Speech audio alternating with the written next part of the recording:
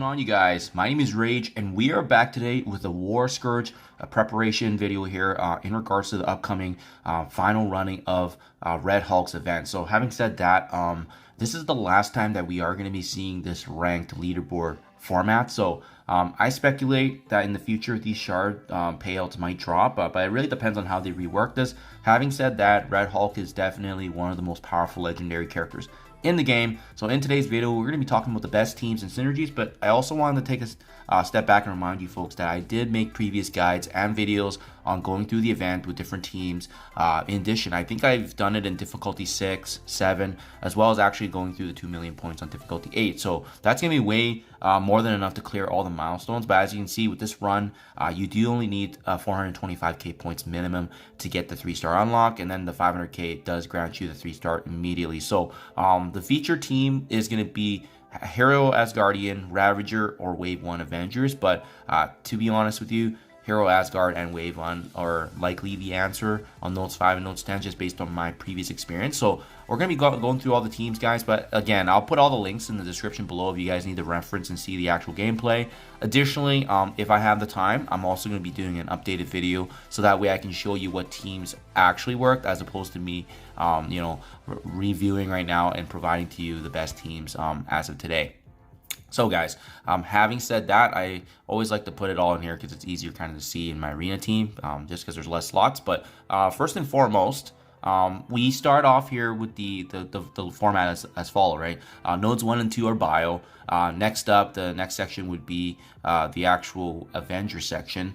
And then that finally gives us the opportunity with, like I said, Wave 1, Ravager, Heroes Asgardian. But to be honest, I feel like there's only Wave 1 and Heroes Asgard as being the true answer. Then we have the villains, and then finally the skill section. Out of all the other Scourges, I would say this one probably ranks the second being most difficult, but there's also a lot of easier areas. I think the hardest part is just making sure that you have all these teams ready to go, and I was able to review and update some of these ones that are already now in the meta since we've last I think the last time we did an update video on this was earlier this year. So there's been a couple of changes here and there, as well as obviously the changes to the meta, including the raid teams. So let's get right to it. The bio section for nodes 1 and 2, I mean, I actually see there being 3 viable teams, because I did do it before with originally the Web Warriors. That's why you do see them shown here. Mind you, the Web Warriors actually still got the job done, even with their being lower power. But now the true teams that are going to be able to get it done with quite ease, and as well being part of the meta, is both the Gamma team, including Red Hulk himself. Obviously, I know that's not feasible if you guys are looking to unlock Red Hulk this time around, but just a heads up, if you did it before, they are a very, very viable team, and actually, I would say they're probably the best go-ahead team. Otherwise, the Rebirth team is also a really good option, just due to the versatility and synergies. They're going to be able to leverage the fact that Captain America can actually be utilized across a lot of sections. So if you guys have a big Captain America, this is going to be a big Scourge for him. For example, Captain America can be used for these 2 nodes. He can be used for the Avenger nodes. He can be used for the Wave 1 Heroes Asgard nodes. I mean, he's just used everywhere. He's used more than half of the Scourge if you guys have access to him. And I love the fact of what he can bring to the table.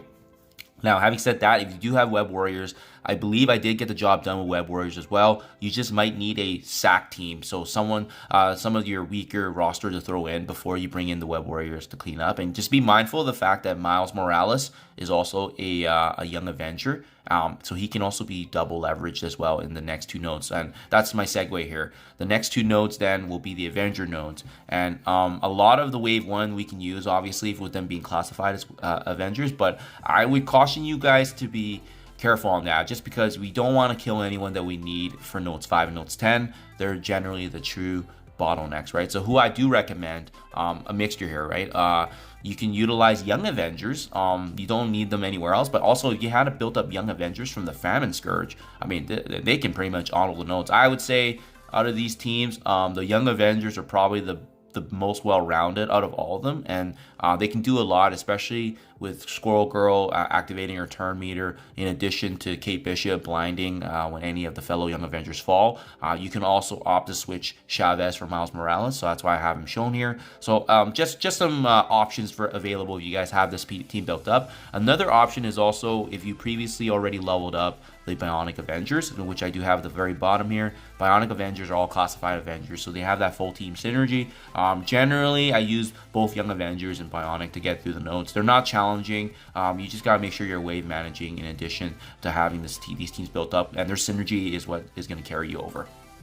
Next up, we finally start things off here with the Wave 1 / Heroes Asgardian and Ravager node. So, I mean, I'm not saying, honestly, if you have, I think T'Challa is a good T'Challa Star-Lord from the Ravager team. It can be a good slot in if you just need him to blind a character at the very beginning for the first turn. But otherwise, it's the Wave 1 and Heroes Asgard that really got it done. And especially now we have Val actually included in this mix. So you know, a Bifrost / Val can be utilized because of their classification to Heroes Asgard. So I think that's pretty big. So if you have them built up, I don't have them built up, but I think they're a strong option. So that's why I did slot in here Val in the middle.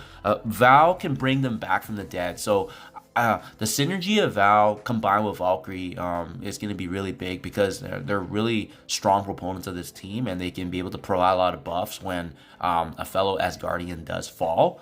And having said that, then you can use characters like Hulk, Captain America, Black Widow, Mighty Thor. But the big piece I would say is Valkyrie and Thor needs to be on this team because of the charges Thor is going to get, his retaliation. The MVP for these nodes when I did it before was Thor, and not just because he has a 7 red on him, but he just does so much damage in these nodes. It's like he was scaled to be better for this Scourge. So for sure, now that we have Val to bring them back, those two are locks. In addition, now then it's just surrounding those two characters with a cast that you're comfortable with. So Captain America and Hulk with Black Widow could work. They all still have the Wave 1 synergy, giving Thor charges. If you want to switch things up with more of a hero Asgardian feel, such as, you know, Mighty Thor, Valkyrie, Heimdall, I think there are options, but these are all the ones that are available. The beauty of this Node 5 and Node 10 is that there's a lot of different theory crafting you can do. Even more specifically, the Nowhere Thor Infinity War, he can be also used as an option too. But just be mindful of the fact that they may not have the full synergies because of them not being Nowhere, obviously, but they'll still get that Avenger / Hero Asgard affix to it. So just a heads up there, guys. Even the full Wave 1, like Thor, Iron Man, Hulk, Black Widow, Captain America, they'll still actually do decent, but they'll just lack a little bit of sustaining damage and crowd controlling, and that's why bringing in some of the Heroes as Guardians like Val and Valkyrie is going to add a lot of love to this team. Next up, we do have the villain section. In my opinion, probably the easiest section just because of the number of villains in the game, but I know that's also, it can be subjective to your roster. So the most powerful villains being, you know, Doctor Doom, Omega Red, Morgan Le Fay, Kang, Archangel, all of them being very, very strong and viable options. And if you don't have them, I think it's going to be a lot trickier. But there are some definitely standout villains as well that I don't have listed here. You know, Hela's a good option. Loki, bringing in that Bifrost energy is really good. And as you can see here with Darkhold, 3 out of the 5 members are here as well. You know, Doctor Strange Heartless, Agatha Harkness, Morgan Le Fay, they're all going to be able to bring some value. You guys already built them up, and I think a lot of these characters we were able to utilize in the last event as well. So hopefully you brought them up, and you're just going to get value from this point forward. What I also added here was another alternative team, which is essentially almost the entire Death Seed team plus Kang. I mean, I love the fact that Death Seed is all full of villains, so you can utilize their synergy there. And then Kang is just one of the best characters in the game, so it really does make sense to bring him in if you have him unlocked.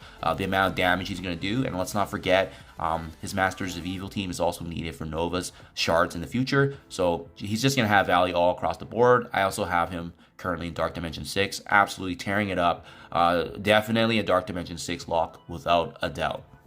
Last but not least, guys, I think, honestly, probably either the hardest or the second hardest section of this event is the skill section. So, partially due to a couple things, right? The characters that we have available, in addition to the fact that a lot of them are no longer really in the meta unless you have them built up pretty crazily. So Invaders is a good one because this is the one that I've reworked and added here since the last update. We didn't have this Invaders team tearing it up, and I don't think I invested in them in either. So I think Invaders are going to be interesting. I haven't actually tried them before in this Scourge event, so that's why I'll keep you guys up to date what does work. But the go-to team here was the team that was utilized in previous Doom raids, and that's the Secret Avengers plus Castro plus Shang-Chi.